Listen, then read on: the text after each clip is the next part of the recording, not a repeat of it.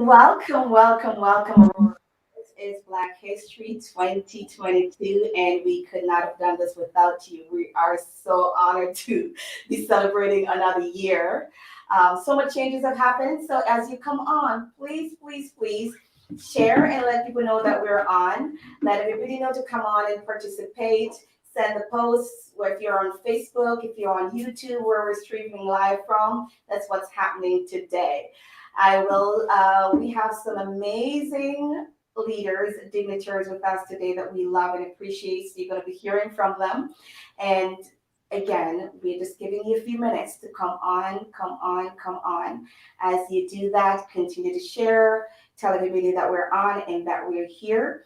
And while we do that, I'm just going to remind everyone to who is on. We'll bring you on shortly. Keep your mute on. And what do we have here?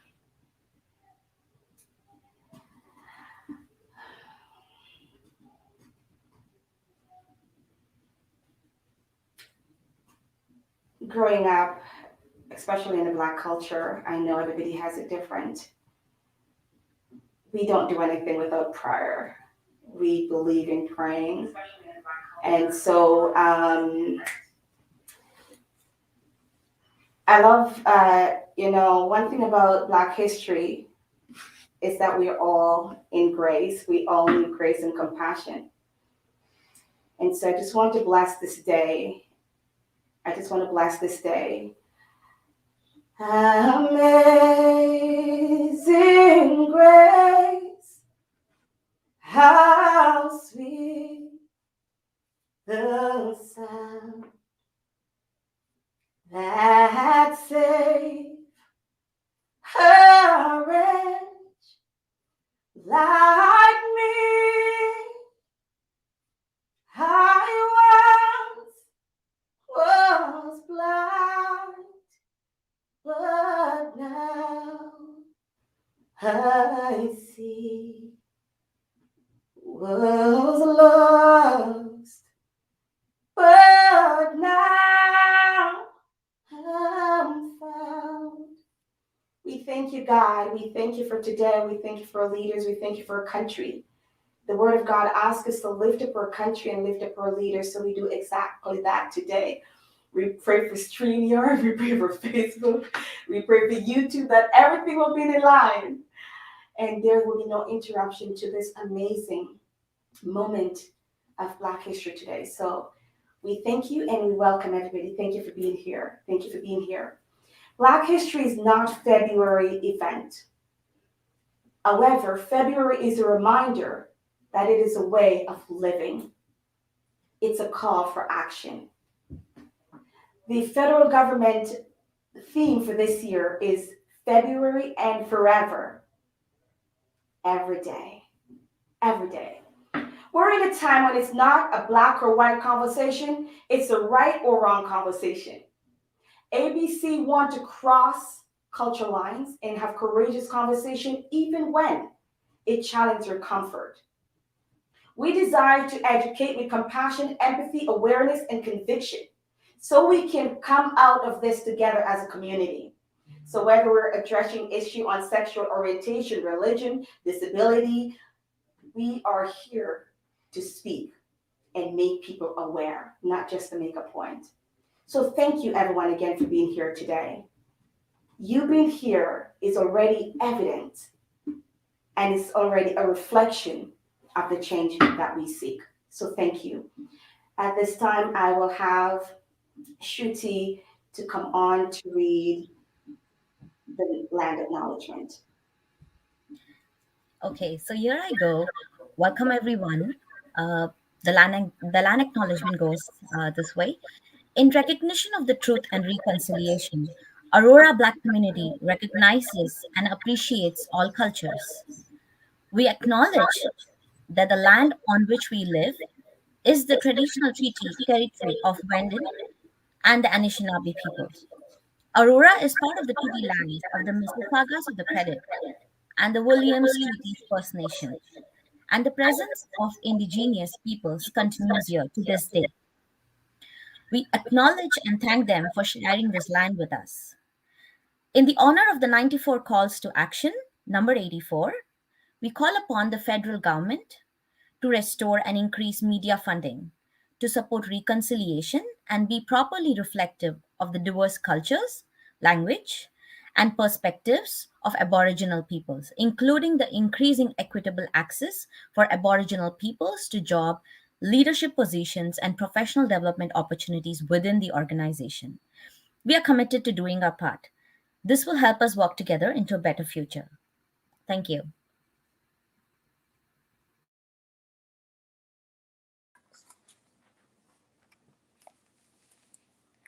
Oh, Canada, our home and native land, true patriot love in on us, no so mad. With glowing hearts we see thee rise, the true, no, strong and free. On far and wide, oh Canada, we stand on guard for thee. God, keep our land, oh, glorious and free. Oh, Canada, we stand on guard for thee. Oh, Canada, we stand on guard for thee.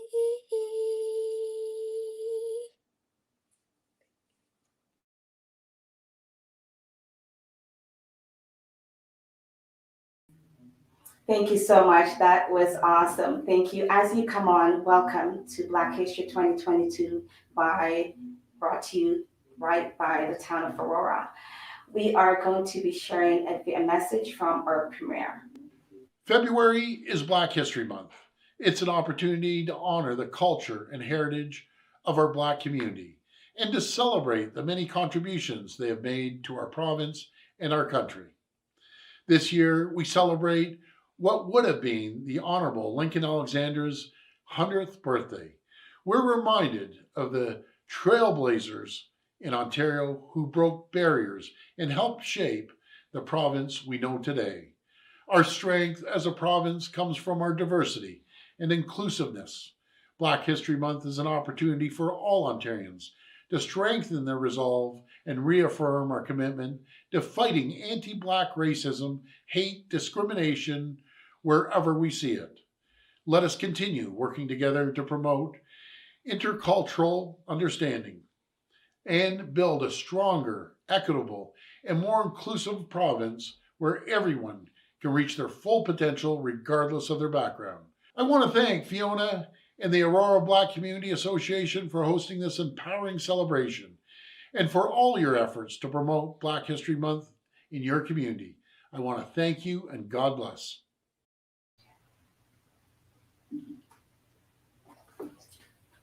Thank you so much. This event is brought to us by so many sponsors that we could not have done it without. And our live stream is made possible by TD.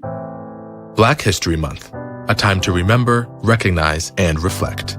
While we'll celebrate, we also heard the call from communities and within to do more. More than just talk about inequity and injustice, but to add our efforts to the Black excellence all around us. At TD, we support people and opportunities that help inspire, amplify, and elevate Black communities. We are committed to do more than talk the talk.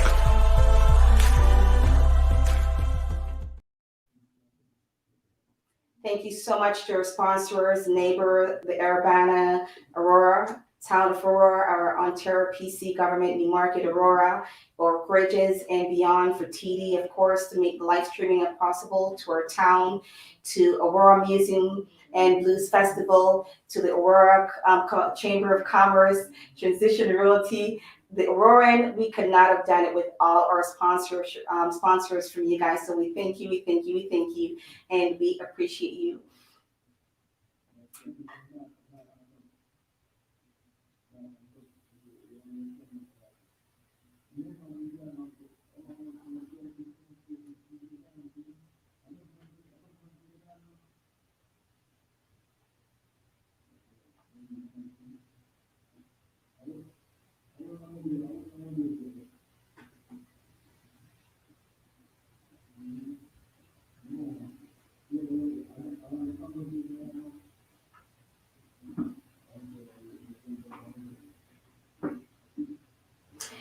Thank you. So those are some of our sponsorship that we have to make this possible, and we're so grateful for that. And there's so much more to come. We have some videos that we'll be playing further on, but we want to also be sensitive to time. So as you come in again, Aurora, thank you so much for joining the celebration of Aurora Black History Month. This is what we're doing, and it's February and forever. So February is just not to teach you the history, but it's to remind you that, and a call to action. So thank you for your comments. We see them. Welcome, welcome, welcome.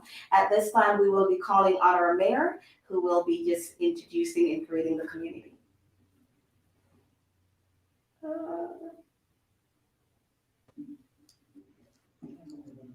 Hi, Fiona. Good evening, everyone. I'm honored to be part of the celebration to recognize the beginning of Black History Month. Thank you to our distinguished leaders, guests, and members of the community who are here with us today. During the month of February, we join Canadians across the country to celebrate Black History Month. History and culture are integral foundations of our town, and by celebrating Black History Month, we help raise awareness of the Black community and their ongoing significant achievements.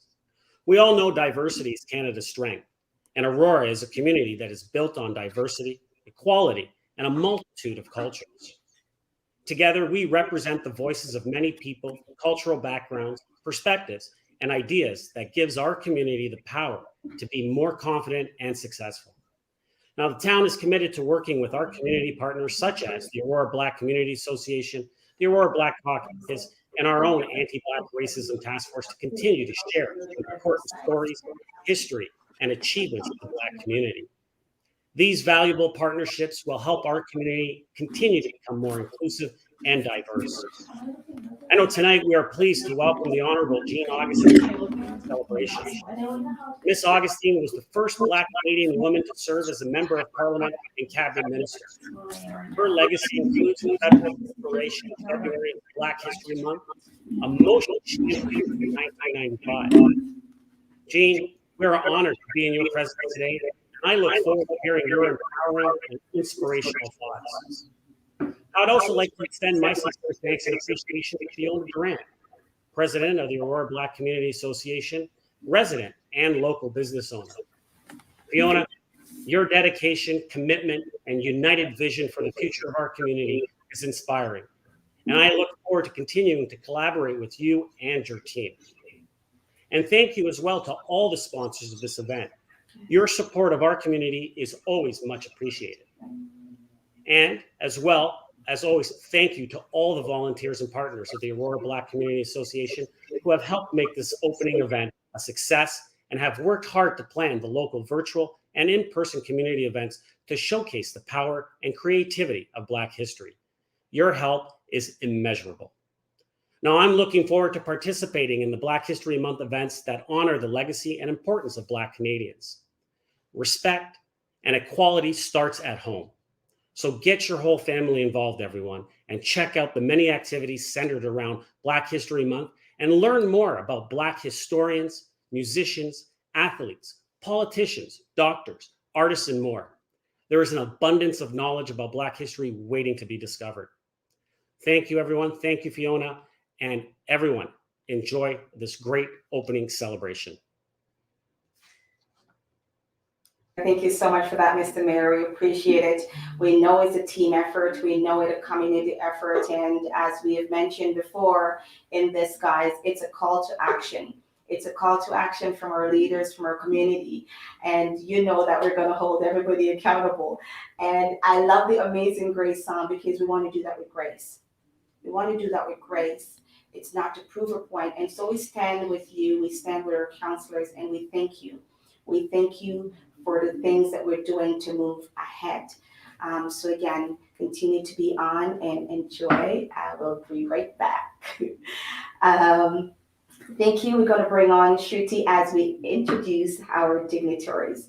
Our leaders are extremely important to us. They are not, at least to us, because we don't speak. I just want to clarify one thing. As a Black person, I don't speak for all Black people. I don't speak for all Black people in Aurora or in the world. I speak for those who can identify for those causes that matter to my voice and to that and what we do as Aurora Black Community Association. So when I speak here, I said I feel that without the leaders, we need our leaders. We need to work with our leaders. They can't be just seen as a voting thing. They are a part of the change that we need to see. So we thank you, and we are going to find Shruti, who's going to introduce our leaders. Hello, everyone, again. I wanted to say that the presence of leadership today is important not only to address anti-Black racism, but to help build a community in Aurora that is totally based on diversity, inclusion, and equity. On behalf of the Aurora Black community, I should welcome all our honorable dignitaries, MP Leah Taylor Roy, MP Michael Carter, Tell MPP Christine Elliott, Andrew she's on. Message in the private. Mayor Tom Rapas, Tell and Councilor Sapna. after Shruti about what it is to lead. Thank you for always showing up. No, she's Sandra, the counselor. Your contribution to leadership and action and support means a lot. So I have Leah. Thank you. Actually,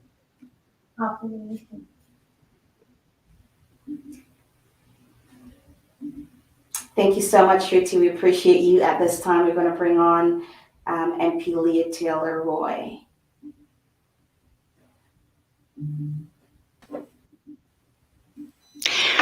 Thank you so much, Fiona. It's a real honor to be here with you today. And I'm bringing greetings for myself and for MP Tony Van Bynen, who, as you know, wasn't able to join us today. But it's an honor for me for numerous reasons. First, I want to commend you for your wonderful singing. It's the second time I've heard you sing this week. Fantastic. I love Amazing Grace. And Malia, what an amazing job you did singing the national anthem. Thank you so much. It's so wonderful to see our young people standing up and singing the anthem, and just you have such presence. So really appreciate it. Another reason is the Honorable Jean Augustine is here this evening, and I am so honored to be with you on this panel and with you at this celebration. I think it was 26 years ago that you introduced or you brought forward a private member's bill in Parliament to make February Black History Month for us. And you have done so much for all people, all women, and all Black women in particular. So thank you so much, Jean. I wanted to start by saying that the theme this year from the federal government is February and Forever. And I think that's very important because we are celebrating Black History Month today, but we need to be celebrating and understanding the history every day of the year. And I think there has been efforts made to. So say next is Christine Elliott. There have been efforts made to incorporate more history into curriculums. I think that has to continue. But as Mayor Maracas said, it's really up to us to make the effort to educate ourselves, to get our families out, to get involved in all of the activities that you are hosting, Fiona, that are being hosted by other organizations. I know the library in Aurora and so many organizations in York Region. So please, everyone, let's all get involved. As the Honorable Jean Augustine says, Black history is our history, it's all Canadians' history. So let's all share it and celebrate too the wonderful achievements of the Black community. The last thing I want to do is just bring greetings from our Prime Minister. On behalf of the Government of Canada, I encourage everyone to learn about Black Canadian history as we strive to make our country fairer and more inclusive. Let's aspire to be a just and fair society, one where all Canadians and all Black Canadians can prosper. So thank you very much for having me here, and I am looking forward to celebrating all month with you. And Fiona, thank you so much for all your leadership. Thank you so much. Thank you for being here. We honor you and we appreciate the work that you're doing. At this time, we have Minister Elliott. Thank you very much, and thank you very much, Fiona, for your introduction, and congratulations on your nomination for the 30th Annual RBC Canadian Women Entrepreneur Awards. We are so very, very proud of you. It's also an honor for me to join you tonight alongside my friend and colleague, Michael Parsa, the MPP for Richmond Hill, Aurora, Oak Ridges.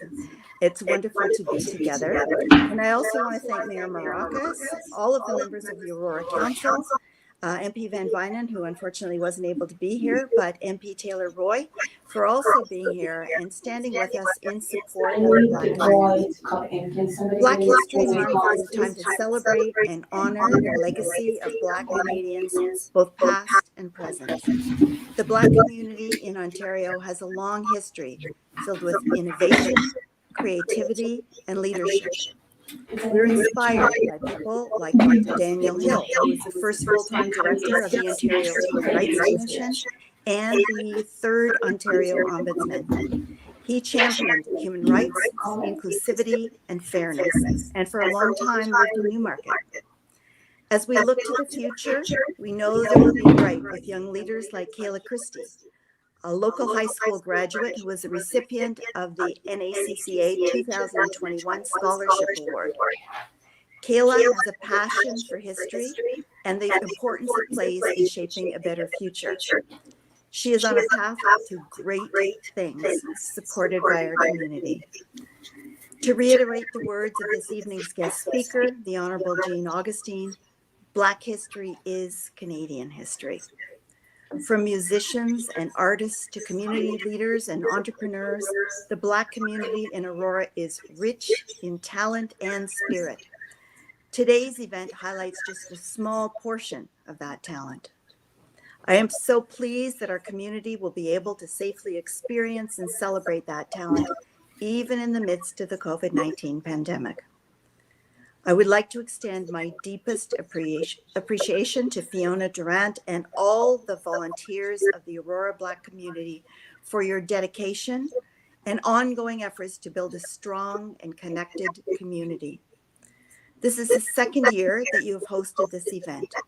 Thank you so much for bringing our community together to celebrate and recognize Black History Month. So thank you, and I hope everyone enjoys this wonderful evening's opening celebration. Thank you. Thank you so much, Minister Elliott. We value that and we appreciate it. For our theme this year, it says courage and cohesion. And I know that it takes courage to do anything, especially in the last couple of years, leading, be in health decision about equity and diversity and inclusion. It is so much, but I know that with the commitment, with the action beyond our words, things will happen and can happen. So I thank you for your office. I've never called and John is not there to make things happen. So thank you. Thank you for hearing us. It is important. It's great when our leaders are hearing us. When you don't feel heard, then it leads to a different rage. But when you're heard, you know that little steps make greater success. And so thank you for what you've been doing. We appreciate you. Great pleasure. Thank you. Thank you. We have Michael Parsa. Good evening, MPP Parsa. Good evening, Fiona. Good evening, everyone. Great job. I agree with MP Leah Taylor-Roy. Who did a fantastic job with O Canada. Fantastic. Really good. Happy to be here to join all of you here. Hope you're all enjoying the weekend. Before I begin, I do want to thank Fiona Durant. Fiona, great job. Your singing's awesome, but she's just amazing. Just your energy and everything that you do in our community. And I also want to thank your team as well for the great work that you're doing. And of course, for organizing tonight's event as well. I also want to thank and acknowledge the Honorable Jean Augustine for joining us. Really looking forward to listening to your speech, which I'm sure it's going to be filled with words of wisdom. Big thanks to our Mayor Marakis, for his leadership and his dedication to our community, as well as my colleagues from all levels of government, MP Leah Taylor-Roy, the Honorable Christine Elliott, who's just an incredible force and just a leader for us, especially in the last 2 years during this pandemic. Thank you very much, Minister Elliott. I know we have many councillors here from the that have joined us as well, and for all the work and contributions. So thank you all for being here. Wonderful to be here to celebrate Black History Month with all of you. And absolutely, we must celebrate. It's a good opportunity for us also to learn and recognize the contributions of Black Ontarians, contributions in all areas of life and in every corner of this province and this country. And I also want to point out that, as it was said, as wonderful as it is for us to gather every February to celebrate Black History Month, it's a celebration that really needs to last 365 days a year. And here in Aurora, we're fortunate to have such a great community that continues to grow every single year. It's what makes the community and our province so special. You see, unlike some places around the world where diversity divides people and it divides their community, in Canada, in Ontario, and certainly here in Aurora, we celebrate it because it brings us closer. We use this strength to experience different cuisines, music, and arts, all of which connects all of us. And that's why work of associations like the Aurora Black community is so important, because they serve as guides and advocates to create bridges between everyone, including our elected officials, so that we can work together and remain united against division, against racism, and against hate.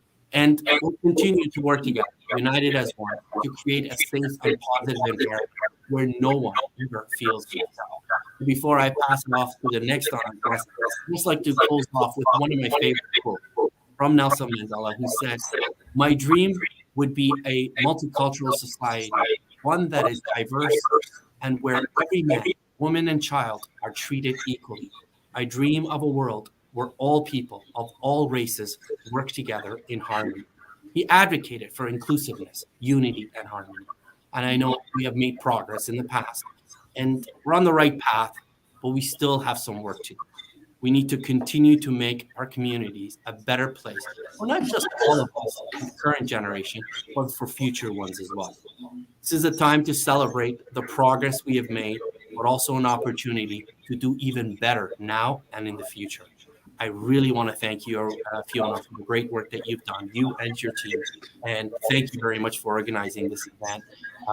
Happy History Month, everyone. Thank you so much again, MPP Parsa. I can't thank, sometimes I've been told, don't thank these government people too much. But, we grew up, they said, give to Caesar what's due to Caesar. And sometimes you have to prophesy.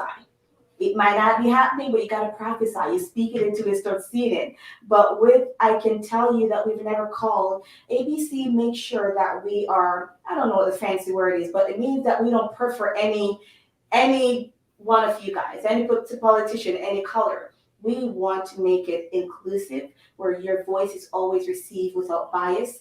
I'm going to, hear you. We want to invite you. We want you to talk. We want you to tell us and work with us. We're not working with a party. We're working with the leaders of our country. So thank you for always being there. Thank you for always being there. We really appreciate your leadership. So thank you so much. We are going to bring on our counselors. Let's see who is here.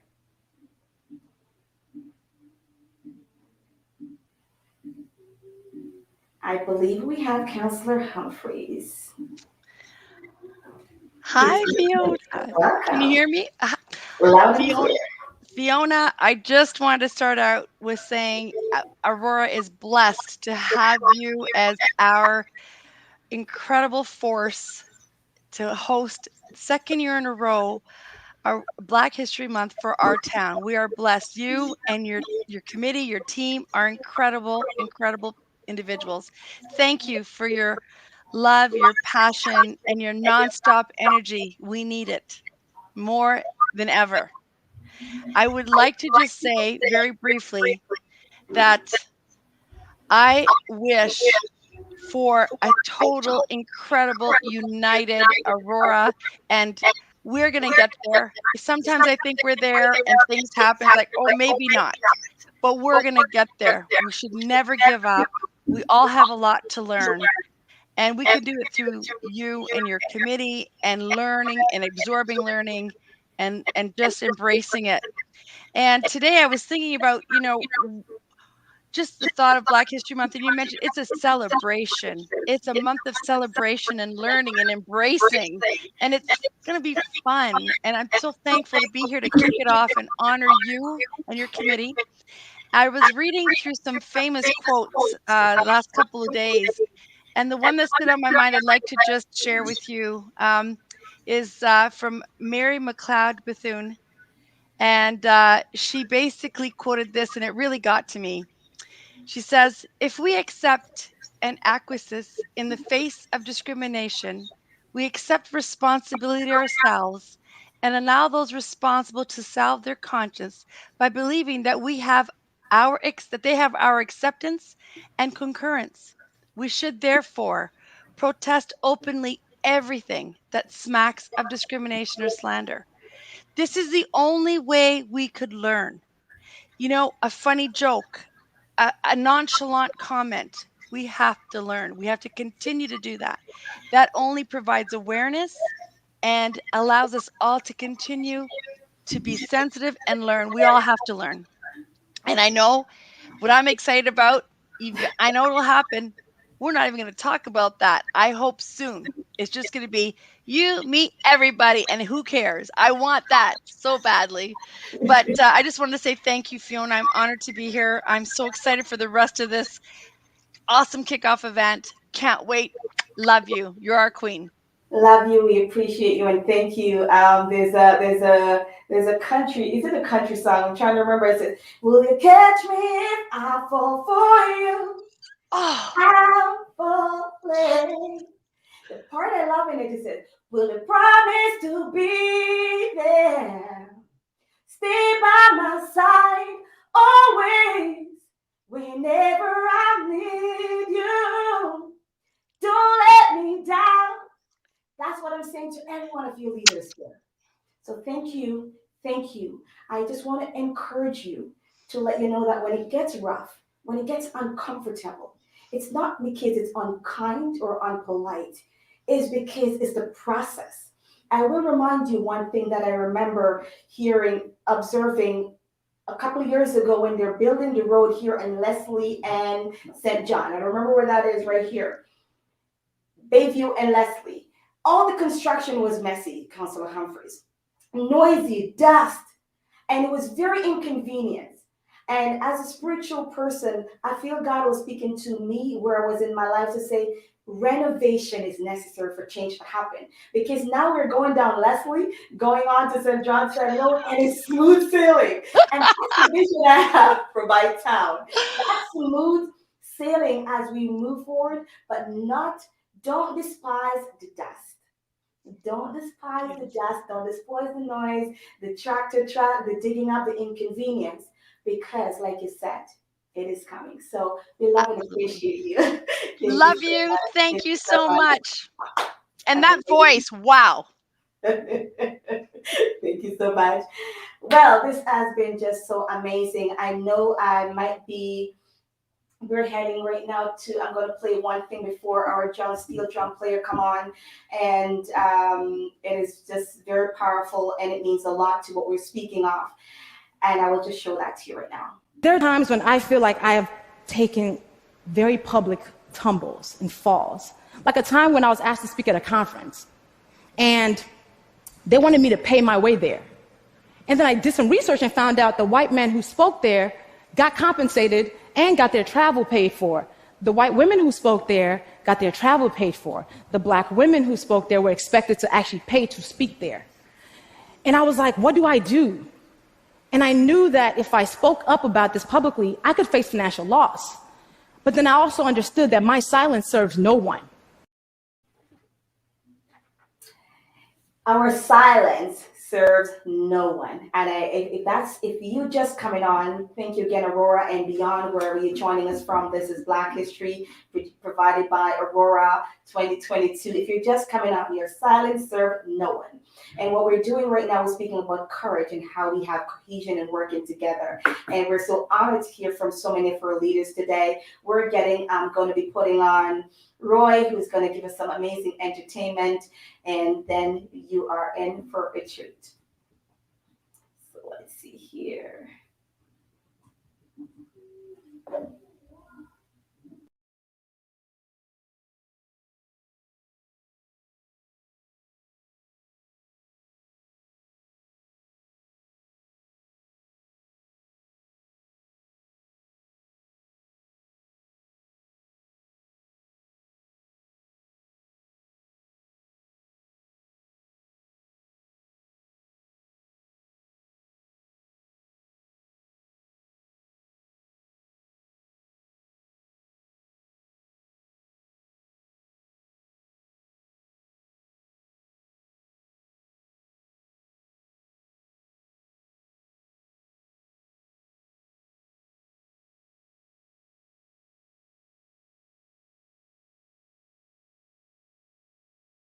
Roy might be having some technical difficulties, so we're getting right into the juicy thing of our speaker, our main speaker, Jean Augustine. So we are going to be bringing on Milton from the Aurora Black Caucus to introduce our guest speakers. So just one moment, please. Black History Month, a time to remember, recognize, and reflect. While we'll celebrate, we also heard the call from communities and within to do more. More than just talk about inequity and injustice, but to add our efforts to the Black excellence all around us. At TD, we support people and opportunities that help inspire, amplify, and elevate Black communities. We are committed to do more than talk the talk.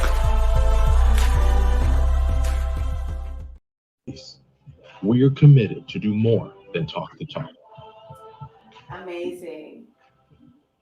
Milton, you're on. We are committed to do more. Black history is Canadian history. Our history is possible because of hard work and allyship. Black history is celebrated in Canada because of the all hands on deck approach that has come to define us as Canadians and as Aurorans. Fiona, president and founder of the Aurora Black community, thank you very much for courageously working with your team in spearheading this Aurora Black community. Thank you very much.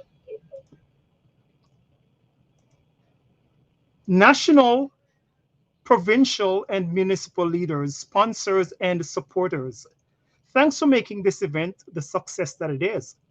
I am indeed inspired by your leadership. We have many stalwarts to thank for how far we have come. Those stalwarts from every race and walk of life has stood in the gap for what is equitable. The traction we have gained is testament to the devotion and the diligence of our friends. Indeed, throughout the annals of time, the vociferous, the loud voices of our friends have silenced the noise of those who wish us harm. We're here today to celebrate Black History Month, but let's be clear on this truth. We have Black history. We have Black History Month because of Dr. Jean Augustine. 25 years ago, February was officially acknowledged as Black History Month in Canada. Dr. Jean Augustine led the charge to make this happen, bringing forth a motion that was supported unanimously in Parliament. Dr. Augustine says it best: Black history is not just for Black people. Black history is indeed Canadian history. In 1993, Jean Augustine made history as the first African Canadian woman to be elected to Canada's House of Commons as the Member of Parliament from the Greater Toronto Area constituency of Etobicoke Lakeshore. She served with distinction, winning 4 consecutive elections until she decided to move on to new challenges in 2006. Of course, I could go on. There is so much to speak about where Dr. Jean Augustine is concerned, but I'll let Dr. Jean Augustine say it herself. I will close by saying that Dr. Augustine would donate her archival and parliamentary materials to York University's Faculty of Education in support of the 2008 launch of the groundbreaking Dr. Jean Augustine Chair in Education in the Urban Environment.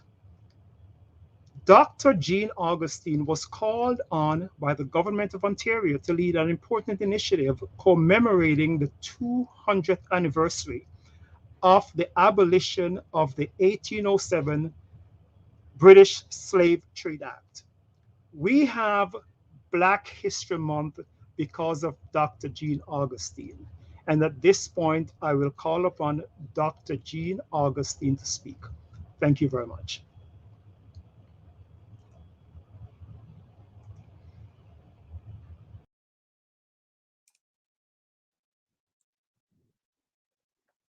Thank you very much for that wonderful introduction. Good evening, everyone. And I want to acknowledge that wonderful message from our Premier, addressed at the very beginning. Want to recognize the Minister, Christine Elliott, the Mayor, the MPPs, the City Councillor, and all the community leaders who are out with you today. I have done, and over the years, I do several things with various communities, and I must say it is admirable to see the leadership who've turned out here today with you, Fiona, and your committee, and the Black community in Aurora to celebrate and to begin the celebration of 2022 Black History Month in Canada. And notice I stress in Canada, because in the United States, they're also celebrating Black History Month. You see, Black History Month started in the United States around 1926. Someone who later became a professor and a writer, his name was Carter G. Woodson. And Carter G. Woodson grew up not knowing the history and the stories of African Americans. And when at age 12 to 13, he moved from the South to the North and saw that there were Black people in every field of endeavor, that there were Black people making contributions, and then getting through his history lessons, finding out about Blacks in Africa, finding out that there were chiefs and there were governors and there were people of esteem on the African continent, philosophers and medicine people, etc., etc., and decided that the rest of the American African Americans should know this, and parlayed this through discussions with his librarian, books being put out 1 week in February, because it was almost like a reading week. There were 2 birthdays happening in the month of February, Frederick Douglass and Abraham Lincoln, and I think there were holidays, and he felt that if people were going to be home, it's an opportunity to take the children to the library to get the books and to read. And it parlayed itself into Black History Month, and then, of course, the railway porters from Toronto traveling to the US would come back with posters and with information, and it caught on in Toronto, and it caught on in several places. So we knew that there was something happening with the whole notion of the history of our people, why it's important for us to know this, why it was important for us to understand this. I was an elementary school principal. I started with the Catholic School Board in Toronto. I was teaching social studies, grade 7 and 8 social studies. There was nothing in the textbooks about African Canadians or about Indigenous peoples or about what I considered important information for those students at that specific age group to understand the workings of the society. I think going back, I also have to reflect on the fact that when I came to Canada in 1960, we had no Charter of Rights and Freedom at the time. As you know, that didn't come till 1982 when we repatriated our constitution and we amended it with the Charter of Rights and Freedom. We had no Human Rights Commission, so that when things happened to you, you had nowhere to go to complain. There was no code. We had no Landlord and Tenant Act. That didn't come till later on. We had no police community relations. We had no school boards and trustees talking with parents or bringing parents into the system so that they could understand what was happening with their children. So the 60s, the 70s, and then on into the 80s. And we stepped out in 1971 as Canada, the first country in the world to say, we are diverse, we are multicultural, multiracial, multi-ethnic, multi-religious. That's the society we are as Canada. And those of us who were in the society, those of us who were participating in all the areas in the society, did not see ourselves included in so many different ways. We had no one reading the news. We had no one on television. We had no voices on radio. We did not see ourselves in the boardrooms of the nation. We were not in the political arena. There were so many different things where Black African Canadians, by the way, I was called many things many times. I started out as Negro, then I was colored, then I, etc. I was Black, and now African Canadians seem to be an acceptable term. Black Canadians also is an acceptable. And so it was a struggle. It was constant protests, demonstration, advocacy, activism. And justice and whatever I'm saying about the Black and the African Canadian community, I can say the same thing about our Indigenous peoples. We didn't teach about treaties. We didn't teach about land claims. We didn't talk about the situation of Indigenous peoples and the issue of residential schools and all of that. That was not part of the learning and part of the educating of our young people. And so when the opportunity came, and I can put before the House and ask the House to focus on the situation of African Canadians, because we were copying what was happening in the United States. It was a difficult House than it is today. The conversation at the time was all about debt and deficit. Remember 1992, 93. We had come out of fear of the trade agreement with Mexico and the US. We were talking about trade issues, yogurt and ice cream, boneless beef, softwood lumber. And in the midst of that discussion, which was taking place, we had two new political parties in the House. We had the Bloc Québécois, and we had for the first time the Reform, Pope Preston Manning and the Reform Party.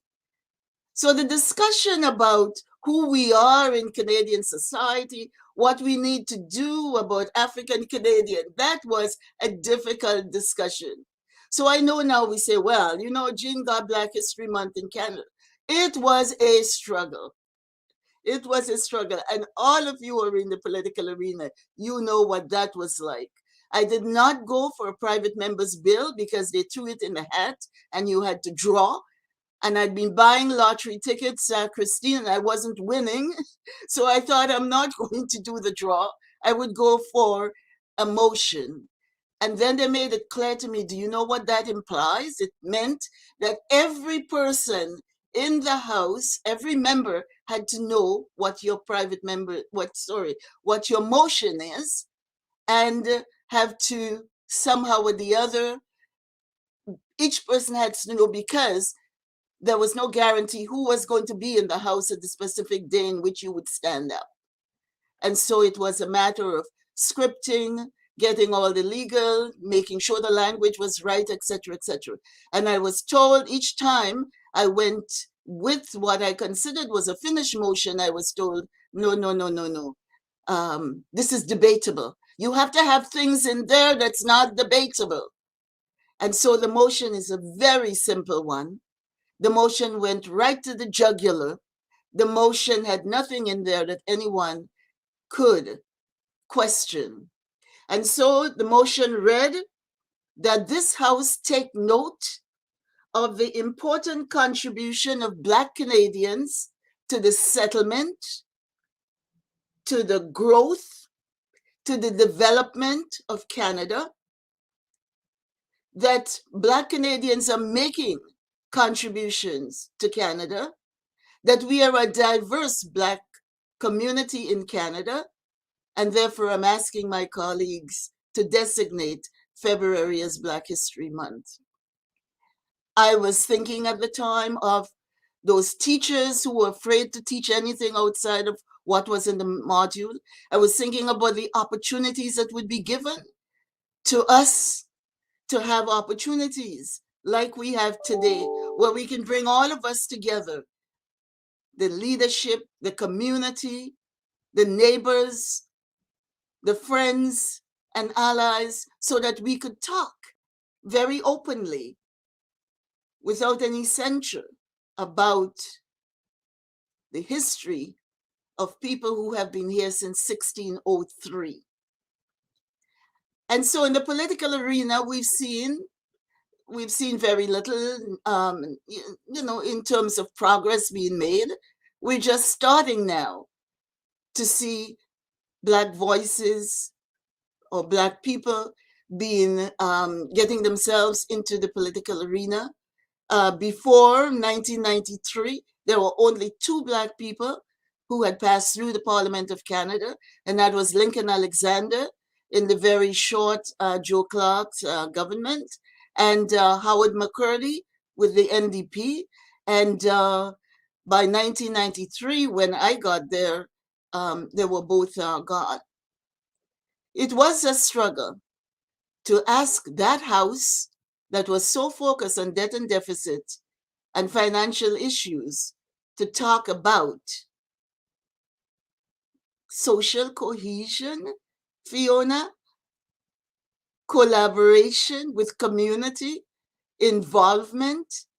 Sure, we acknowledge diversity because diversity is so very clear. We look out the window and we can see the diversity. But where is the inclusion? Because one cannot bring up the issue of diversity without inclusion. And it does take courage to speak up about those issues. It takes courage to stand up and say, how about? And we were doing that all the time. How about us? How about, we did that, we went across the country looking at the status of women and coming up with recommendations to mend the status. And then Black women have to come, how about us? Where is something in there? Where is a recommendation that would include us? And so when we talk about courage, we're talking about the ability to voice, the ability to speak up for others, the ability to understand what is necessary and important. I can tell you stories personal stories, you know, going to media places and asking, could we have somebody who can talk about a foreign affair issue, or someone whose voice you can pull in every so often? And a big book was thrown at me. In those days, it was a roller deck, and the roller deck was scooted down the table and said, go through and pick out the names of people that you would want to see us call when there is an issue. And of course, in the roller deck, our names were not there. And so the courage to walk out of that room, the courage to go back again, the courage to collect from all of my neighbors all of the brochures that said back to school, with beautiful white boys and girls in lovely dresses and whatever, going back to school, and no child in the brochure that looked like my children. And so it took courage to push against the barriers. It took courage to speak up. And there is a saying, Lord, help me to change the things I cannot accept, to change the things I cannot accept, and to find the allies who would stand with me to make that change. And so I compliment you, Fiona, your group, your team, all of you who are from Aurora and who are involved in that community, because it is the stand up. It is the courage that's given to folks in your community to voice. And so Black History Month is really a time to look back, to celebrate, to be aware, to nurture, especially in our young people, to get mentors for them and to show them the kind of society that we're all building together. I heard beautiful words from the leadership who spoke ahead of me. You get the message. And it's interesting that the TD ad said we have to not only talk the talk, but they did not voice the most important part, and that is we have to walk the talk. And I wondered why. Was it a conscious a decision not to say those words in there? It was written, but it was not said. It was not given the emphasis, because I think we can all talk the talk. My grandmother used to say, talk is cheap. We can all talk the talk, but it's how we're able to go from the talk into ensuring that we do what's necessary. It's important for you as leaders to engage your community, to draw them in, to look around the boardrooms, to look at opportunities that there are, and ensure that we're not just talking about diversity, but we're talking about including those voices, because we have all the studies that are done that tell us we make better decisions when there are different voices in the room. We move better as a society and as a community when everyone is engaged. And so it is important, as the community engages itself, as the community does its own mobilizing, as the community begin to develop and form their organizations, that your voice is there. You are supporting them, and you're finding opportunities for their voices to get beyond just talking to each other in the community.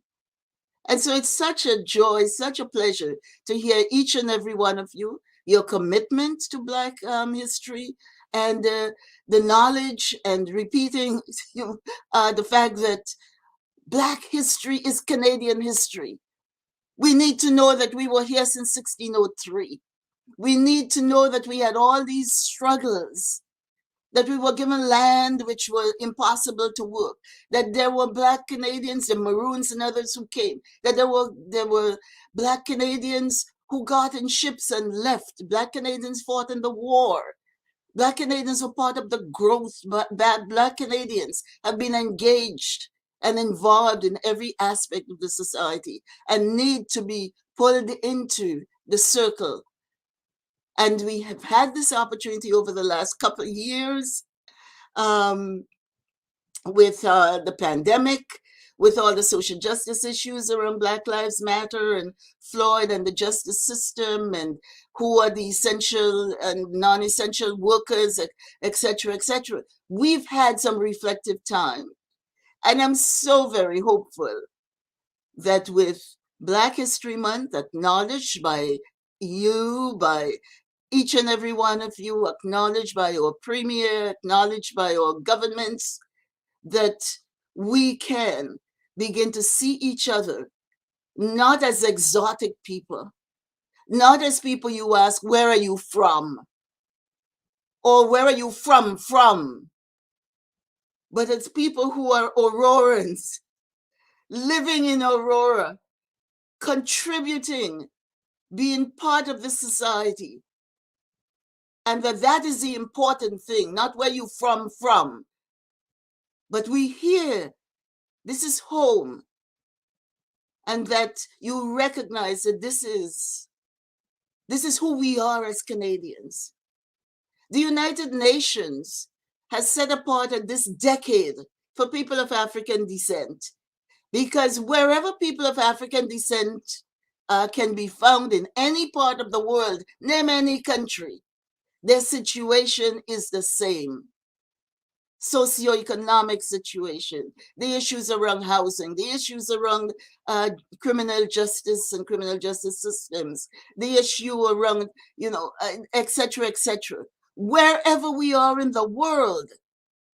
And so the United Nations called, having the experience of what was done for women when we had the decade for women, that they called women from across the world. And right now we have status of women offices, and we have all kinds of structures in place, legislation in place, and other things to solidify the status of women in our communities and in our nations and states.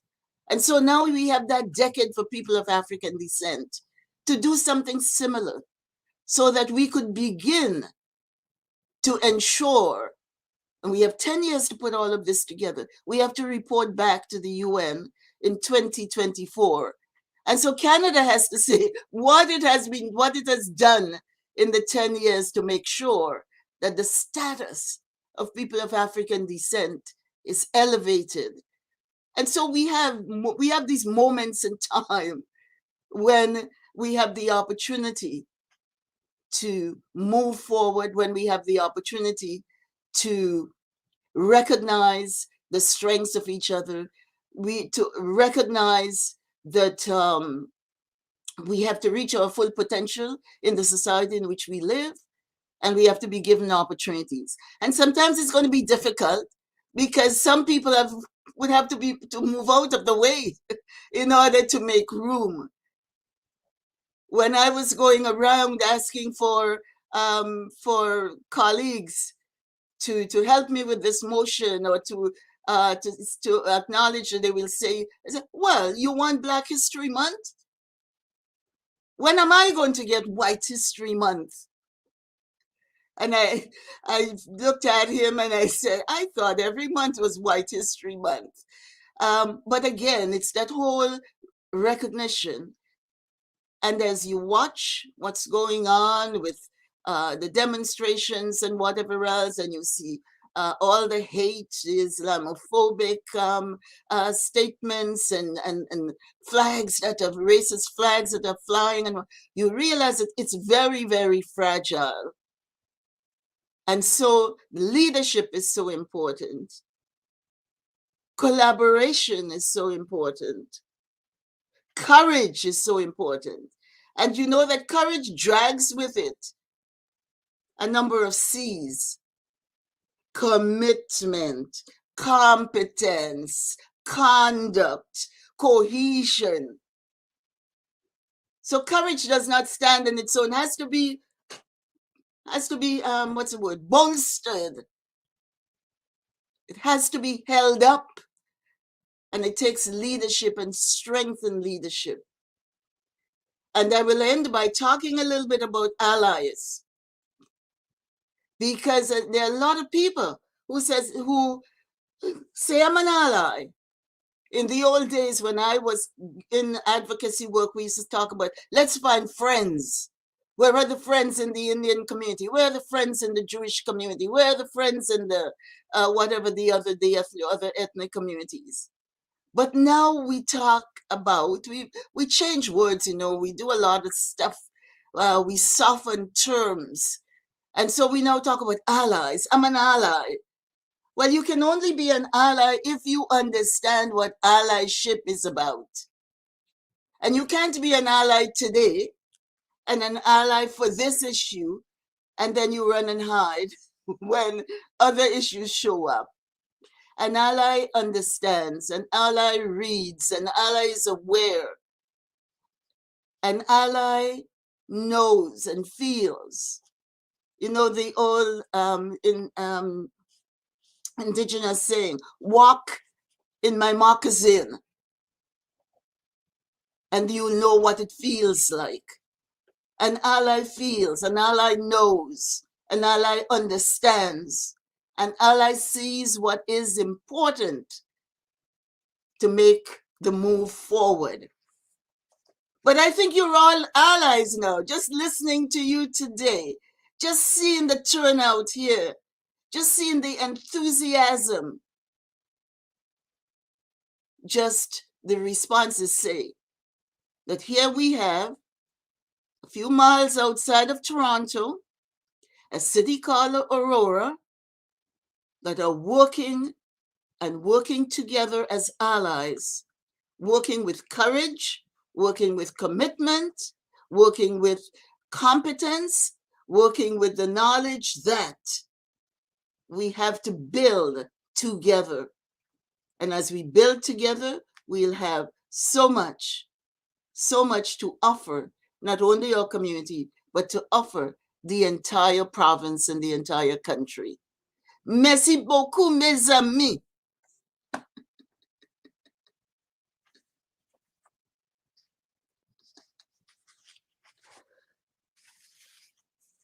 Much. I mean, Lord Jesus. Even that C, the package, the courage package of C, if you had said nothing else, I'm like, that in itself is enough to package. Wow. Wow. Honorable Jean Augustine, thank you. Thank you for softening the soil for us. We are going to get into questions because I'm going to bring on Milton, and Milton Harton is going to be doing the Q&A with you. I have lots of questions. Before we do that, I will leave the mayor, MPP Parsa, MP Taylor Roy, to ask you their question before we bring on Milton. So go ahead. We'll start with Mayor Maracas. Please go right ahead with your question for the Honorable Jean Augustine. Thank you, Fiona, and thank you, Jean Augustine, for coming this evening and speaking such inspirational words. I think it was very powerful, very moving. I'm glad I was here to be able to listen to what you basically explained to us, what it took and the courage that it took back when you brought forward this motion in the House of Commons. And I guess my question is, I mean, we all know, and as you said, we all know as elected officials how difficult it can be to bring about change. But I know you touched on it, but how difficult was it to do something that basically was introducing something that just, I think that essentially there might have been some pushback at the time, but you brought it forward and you had that courage. But truly, how difficult was that moment? And was there really, and I guess a second part of that question is, was there really strong support within the caucus and I guess in overall the government at the time to help you bring this change forward? Mm-hmm. Well, if truth be told, Mr. Mayor, there was not strong support. when one had a situation like mine where you have a motion and you got it, you go back and forth with legal, you get the wording down, you have the advice of house leadership, how to put it together, it's all shaped and it's all ready. Then you give it to your house leader who negotiates with the other parties. They meet, I think, twice a day. And so I gave it to my house leader. And I said, when you're negotiating today or tomorrow, would you negotiate, with them so that they could talk about it in their caucus and I wouldn't have to go from caucus to, individual to individual. He took it from me, gave him, in those days, now we didn't have social media. I didn't have emails and whatever else. So I was killing all kinds of trees and I had a staff at the time, Fred, and we were writing the thing on different paper, and I was walking with armful of of the motion in my hand. And Don Boudria was my house leader, and he took the paper from me, and he kind of hardly, just the way he didn't listen to my explanation, I knew that he wasn't going to do much with it. And so I let one day go by. The next day I said to him, did you bring this up at your house leaders meeting? Because it would have been the Bloc Québécois, the NDP, and the Reform. Elsie Wayne and Jacques Charest were the two conservatives who were there at the time. So I said, did you? He said, no. Then the afternoon, after they had their meeting, I went back again. He said, no. But the third day, when I said to him, I said, Don, are you going to ask them for, to support me with this motion? He said, I don't think so, because right now we're dealing with, this financial, this and that, and those guys are not ready to deal with whatever, and da da da da da. So I did something that I'm sorry I did. I just grabbed the paper out of his hand, the kind of Caribbean thing. Give me the thing. I grabbed it out of his hand, and that left me in the position now of having to work it myself. And so I went to Preston Manning, and he said, well, I don't know that I have any interest in this, but if you want to talk to my people, you can talk to the members. And so I found one member that I knew well because I sat on a committee with her, and I asked her if she will kind of talk to some of her colleagues. And then Spen Robinson, who was a member from the first gay member, if you remember Spen, from Vancouver, he said he would talk to the members in the NDP caucus. And then I got Christian Gagnon from the Bloc Québécois. And so, they were helping me to talk to their folks. And I used every question period, I would use the time sitting beside or kneeling beside people's seat, trying. I carried it in the elevator and wherever else. And I got a lot of, as you know, whether it was jocular, whether it was microaggression, whether it was whatever, but it was, so you want February? Who's going to come for March? This kind of, I call it agent provocateur, just to throw me off my game. So there was a lot of pushback. And I got up at my caucus and got that and said I was standing, I was putting this, and I want, so I didn't have to do the Liberals one by one by one. I was able to do that at the caucus level. But the others I definitely had to do one by one. And the reason, it's not that there were people who didn't want to do this. Their attention was directed around what was considered to be important at the time.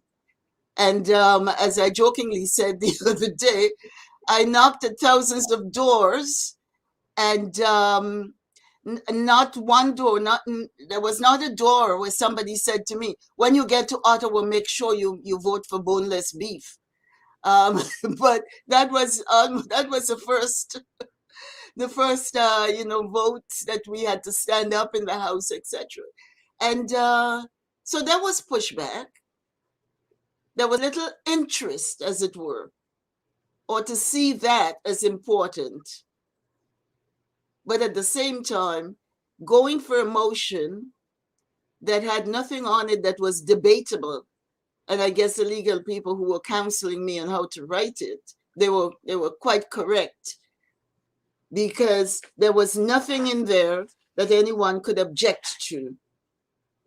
Take note of the important contribution of Black Canadians to the settlement, to the growth, to the development of Canada, the diversity of the Black community in Canada, the importance of that diversity to Canada. So there was nothing that was debatable. So there was pushback. There was not interest. There was not a climate of acceptance of social justice issues at the time. And so the issue of courage, of having something in your gut and not giving up and working it for months and months and ensuring that everybody knew what I was going to be doing. Well, thank you for that, and absolutely, and thank you for your courage, your persistence, because we all know that persistence, that strength to make sure that you, as you just mentioned, push through with what you believe in is usually how we as elected officials get things done. And then you did it, and so it was that strength and that persistence that got it done. So thank you very much, Jean, for everything, and for the powerful things. Yeah, thank you. Thank you so much, Mr. Mayor, for your question. I will move to you, and I think it's MP Leah Taylor Roy. Next. Thank you so much, Fiona. And Jean, really, what an honor. I'm even more impressed now that I've heard you speak about, how you did this, because just having been in Parliament for a few months now. Fiona, can you mute yourself, Fiona? Fiona, can you mute yourself? I think she just did. Yeah. Great. Thank you. Yes, so much more impressed. And all the details you just gave about how you did that. I think about what you were talking about, that courage package, and I can see all of those elements, the conduct, the competence. I mean, just the way you kept at it. I mean, really admirable. And I aspire to be an ally. I believe I'm an ally, and I'm working on it constantly. But as an ally in the House, things have changed, but I look at things right now, and you described some of it. Their social justice issues are still not top of mind for everyone. And as we're coming out of the pandemic, and as you said, with what's happening with some of the protests, there are a lot of issues. And I'm just wondering, when you look at where we are right now, what do you feel is one of the most important things that we can do, that allies in government, in positions such as Michael and Tom and all of us who are here today are in? What can we do as allies to really make a difference, to really move forward from where we are now? Well, I think it's important to speak up and to speak out at the right time. Oftentimes, I find that politicians come after the fact, when the community does want them to be there, when the issue is such that you be there right up front and not come after the fact. I think just keeping in touch with community, I think ensuring that you have an eye. When I walk into a room, I am 84, I'm 85 this year. Amazing. When I walk into a room and I look around, I can tell that the room is right or not right. I can see too many gray hairs, or too many white faces, or too many young faces, or too many old faces. And therefore, the recognition that we have to do something to ensure that there is equal access. What to support things like a pipeline that leads to promotional opportunities for people in the workplace, supporting the kind of legislation or policies that would ensure that it makes and gives to the community and gives to people of diverse backgrounds the opportunity to speak up when racist incidents and racist things happen, to stand with community, and not on the big high profile things, but to be there at the time when it's important, not when the cameras are there and when the big things are there. It's how we stand with community, how we guide community, how we exchange and inform communities. And I think that sometimes this is missing. I think sometimes this is really missing. Where is the ally when I want him or her? Thank you. That's yeah, I can understand what you're saying, and I think we need to do more of that. But some things have changed, and I know you've been following close, and you've been so active all of your career, and I'm just in awe of what you've done, and I hope to be able to even do a small percentage of what you've done in government, Jean. So thank you so much for being here and for all your contributions. Thank you. Leah, you know that we just celebrated 100 years since the first woman got into the Parliament of Canada. I do. And you know that the 100th woman in Parliament was Marcy Ian, a Black woman. Yeah. She was the 100th woman, and this year 103 women. So, but we still have so much work to do with all the other communities, and that's why I was asking. I think we have so many communities in Canada that are still underrepresented. Women are getting there. We're 30%. We're still underrepresented as women. But when you look at Black women or other racialized communities or marginalized communities, we have so much more work to do. Well, I think the political parties have some work to do. And that is they have to find and make sure that they have the array of people in the community, that that they make room for for those individuals to get winnable ridings. Oh, sure. Not just sacrificial. Yeah. No. And they need the support of those who already are sitting and holding the seat, twinning with them and having, supporting and having them understand what the process is. We all have a role to play in making sure that that we have an opportunity to participate equally in every aspect of the society. Absolutely. Thank you. Thank you. Amazing. Thank you so much. MPP Parsa, go ahead with your question, please. Thanks very much, Fiona. The Honorable Jean Augustine, you definitely delivered. Fantastic speech. Really, really, really inspiring. I'm just following the chat here, and you have dazzled everybody, and not a surprise. I have to ask, I know there's a lot of questions coming up, I think, from the group, so I'm going to be very quick.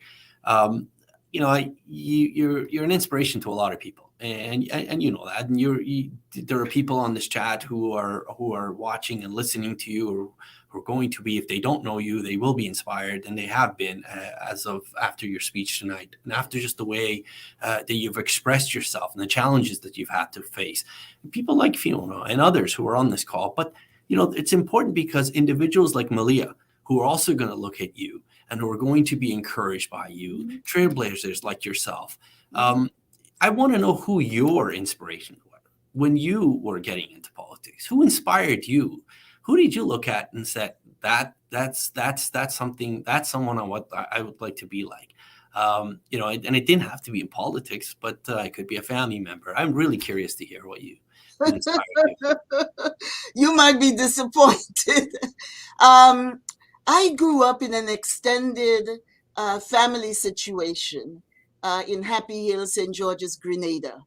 I had a grandmother who didn't have maybe more than what was standard 2 education, but she was schooled in the school of hard knocks. And she believed, and I grew up at a time when boys were the ones that the families put the envelopes so that they could go away off the island to school. The girls were not, prepared to, they didn't prepare to send the girls away in those days. My grandmother believed, and she said it way before Obama said it, yes, you can, girl. Yes, you can. And so all my early life I heard, yes, you can. So I never believed that there was anything I couldn't do. And so when I came to Toronto, on a special scheme called the Canada Caribbean Domestic Scheme, where I signed that I would work in the household of a Canadian family for 1 year, get landed immigrant status, and then fly my wings. And so I came with the intent of, yes, you can. I came with the determination of, yes, you can. I came with Oxford and Cambridge Overseas School certificate. And this was really something. I learned all about the British system. I can reel off the kings and queens of England. I can reel off the wars that were fought in the British, the French, the Spanish. But I didn't learn very much about the Caribbean because the books and everything else, I had a colonial education. And so wanting to know more about our indigenous people, wanting to know more about people of African descent who are Black Canadians. And so my model was always educators, learning, trying to get some more, trying to get some more. I got into politics not because I had that as my path. And for a lot of women, they had to be asked, they had to be cajoled, they had to be whatever before. Women don't usually say, I'm going to be a politician. And actually in those days, in the 80s, politicians were supposed to be corrupt, dishonest, good for nothings. And I didn't see myself in that category. And so I had to be talked into this by all of the three parties. And when I said yes, no one had gone before me and had thrown breadcrumbs. So I had to, find out. I had to push myself. I had to learn things. But there was no one that I looked at and said that person, I'll follow that person or I'll do whatever. Somehow or the other, I always go back when I'm asked that question to my grandmother. Well, the Honorable Jean Augustine, you certainly did it. And thank you very much. And I'm sure your grandmother, just like every one of us, are very proud of you. Thank you very much for sharing your time. Thank you, Fiona. Thank you. Thank you. Milton?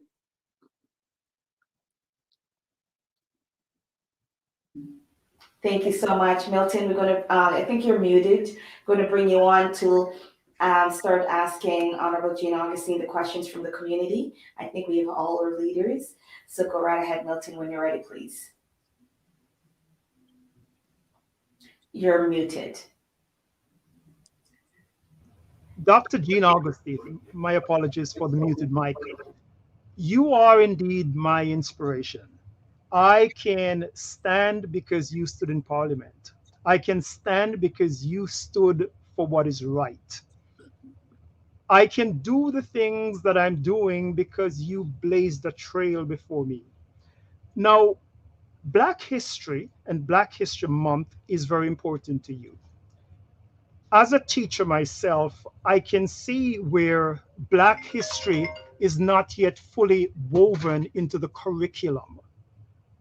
How would you perhaps inform me, inspire me to take on that fight? Because it is a fight that is necessary. Black history should be woven into the fabric of the curriculum.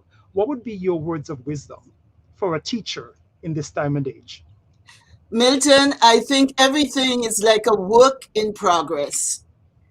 That we moving forward, but we're not there yet. You know, the old question in the car with the kids, are we there yet? We're not there yet. Remember, to have really good curriculum, you need good research. You need good data. You need good desegregated data. You need writers, historians, archivists, museums, You need a whole lot of the sciences to come together to work those curriculum and to give us the curriculum that could be taught. The Ontario Ministry of Education is outstanding in terms of the work of the resources that it does have.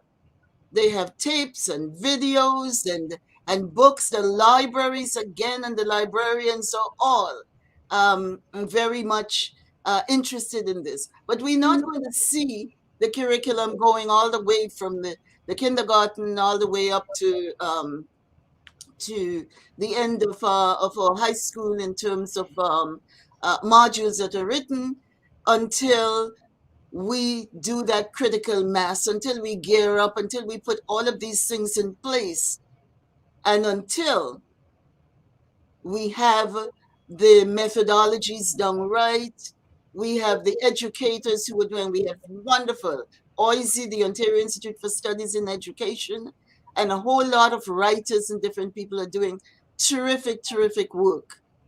And so it's your school boards that you have to now put some pressure on as a teacher.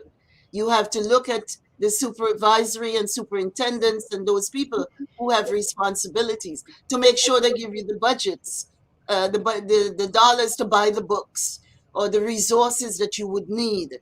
And then you look to your colleagues and the principal of your school and others to widen the scope of what you do.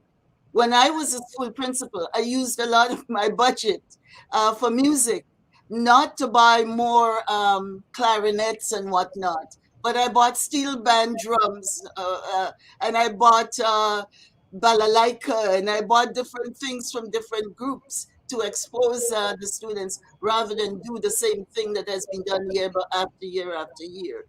So you as a teacher, I think you could be in the driver's seat. Black History Month now, you should be bringing in all kinds of things into your school. You should be bringing in all kinds of speakers and resources. And if you look out there, there are all kinds of things in the media for free and on YouTube and everywhere, so that you could excite your young people so they could continue to read throughout the year. Thank you very much for those words of wisdom. I really appreciate it. And yes, as it is often said, it's one thing to do it during Black History Month, but let us have Black History Year. Let us have a Black history existence, since Black history is a part of Canadian history.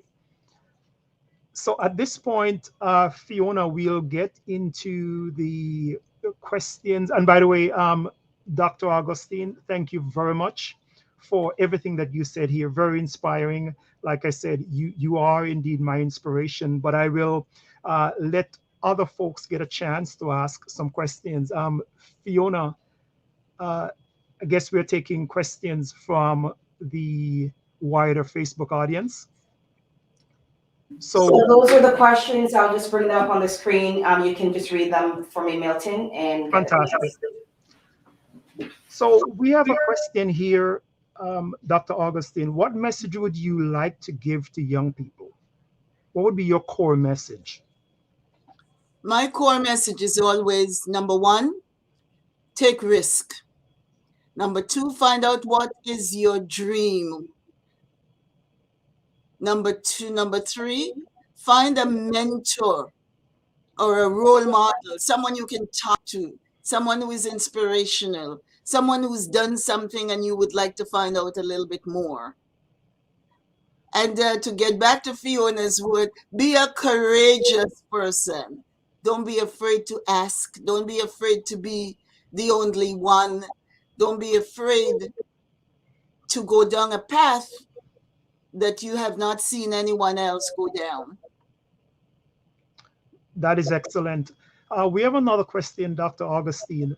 What do you think is the biggest challenge facing Black Canadians today? Well, I think the conversations that we've been having recently around inclusion, it seems to me that's the biggest challenge. How do we take all the skills and the talents and the abilities we have and have that recognized so we could be in every place in the society? And that's a big challenge, because all we need really is opportunity. Opportunity. And if we can find the opportunity, if managers can see us as having potential for promotion, if people who are hiring can see us with the ability to excel once we get on the job. If we could recognize, and if allies could recognize, that we have the same situations as they have, raising our children in a contemporary society, raising our children with all the risks that there are in the society, and all the challenges that there are to parenting. You know, I mean, those for me are the challenges. We can look at some of the other things. You know, we can go department by department or ministry by ministry. We can look at the issue of housing as a big problem for families. We could look at the judicial system and the number of our young people who are in jails and incarcerated situations. We could look at the issue around policing and people, etc., etc. But I think that if we are an empowered people, if we are recognized, if we are respected, and if we're given a fair chance, that I think is all we ask, opportunity. Thank you very much, Dr. Augustine. And the salient truth is that had it not been for you, we wouldn't be here. We're here because of you, because of the work you have done. I want to thank you again for such an inspirational speech. I want to thank you for everything that you have done. I want to thank you for the trail that you have blazed. Thank you very much for being an inspiration. At this point, we will bring the curtains down, if you will, on this question and answer period. So again, Dr. Jean Augustine, thank you very much for all of your work. Much appreciated. Merci beaucoup, mes amis. We love you. Thank you. Have an amazing day. And again, we're just so honored. So thank you. We know we couldn't answer everyone's question for time. We've got to respect that. So we will balance them and get back to you in the group with some answers. And at this time, again, we just want to thank you, everyone, for being here. We have about 5 more minutes or 10 more minutes. We have a great presentation to put for you. So for leaders, you can feel free to also hop off and keep watching us either our Facebook or our Zoom page, and just continue to enjoy the evening. We could not have done it without your presence. So thank you so much again. Honorable Jean Augustine, thank you. Thank you, thank you, thank you, thank you. Thank you so much.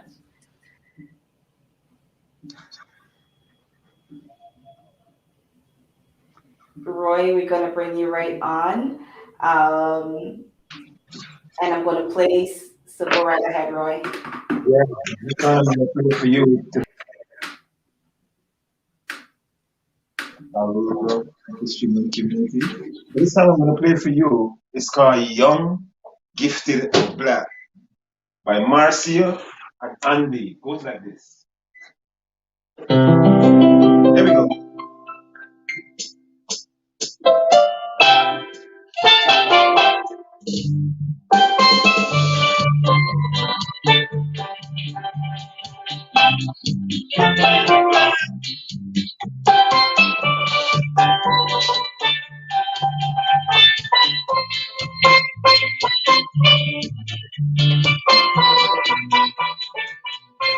Woo!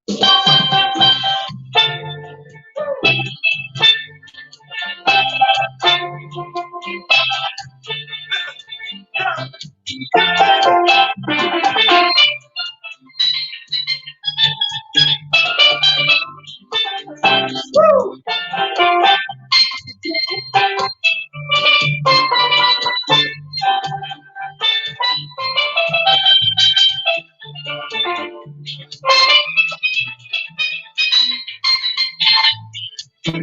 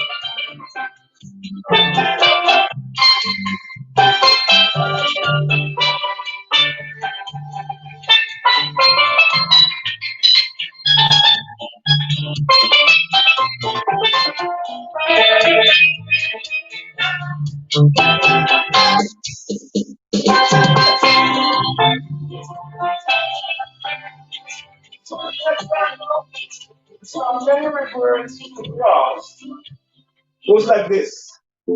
This next song is by Jimmy Cliff. Goes like this. Many rivers to cross. Listen.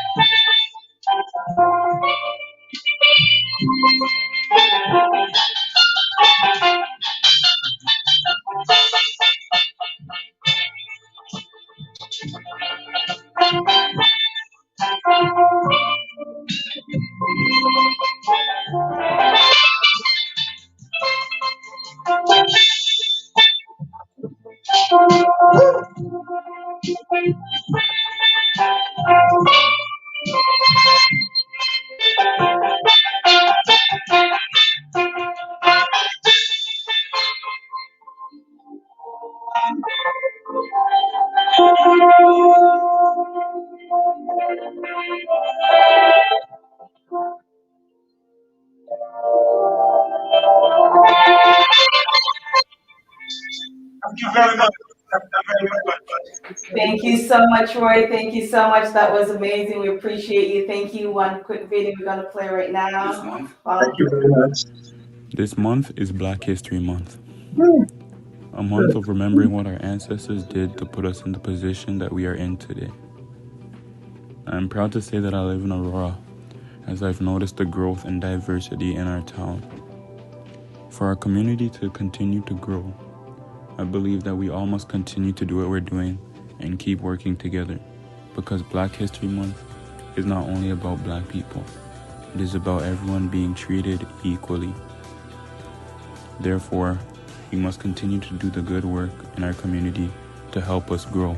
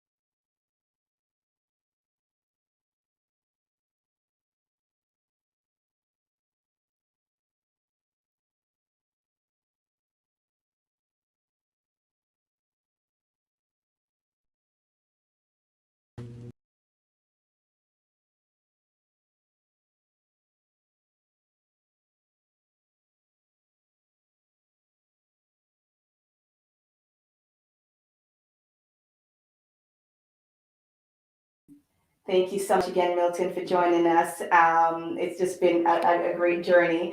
Aurora, we thank you and we love you. And I want you to remember today, you're extraordinary, creative, amazing, excellent. What do you want to say, Milton? You're on mute. Oh, sorry. I, I just unmuted you. Go ahead. Okay. I think this was just splendidly done. I think it was fantastic. The energy was here. Gina Augustine was here, the Honorable Gina Augustine. Fiona, thank you very much for your leadership. Thank you very much for your work. This looks easy in terms of the product, but I can empathize, I can identify with the kind of work that goes on behind the scenes. So thank you very much. Your leadership has been tremendous. Thank you. And thanks to everybody for joining us. Thank you so much again, guys. So again, this is just the beginning. Stay tuned on our Facebook page or YouTube page. There's so much to get done. Just follow our website to see what's coming up next.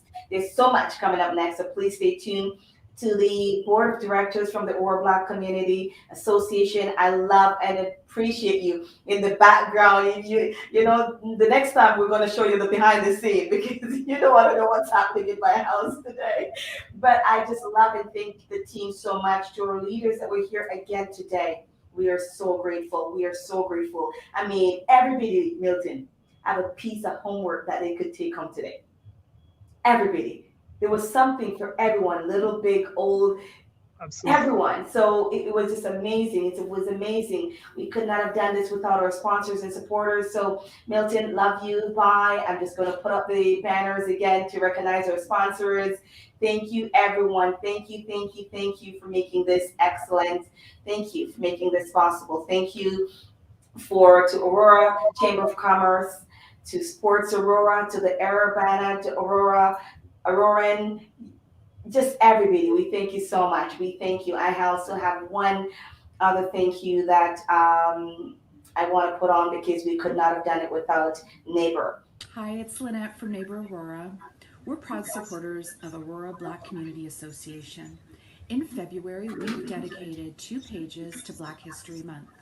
For each Hi, it's Lynette from Neighbor Aurora. We're proud supporters of Aurora Black Community Association. In February, we've dedicated 2 pages to Black History Month. For each ad on those pages, we are donating $75 back to ABC.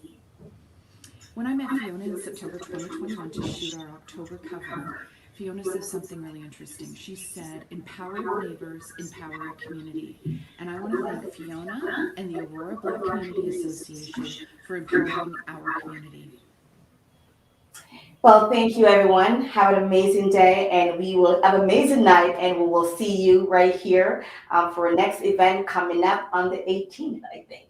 So please check our website and stay tuned. Milton, thank you again. Love you, Aurora. Thank you so much, everyone. Have a great day.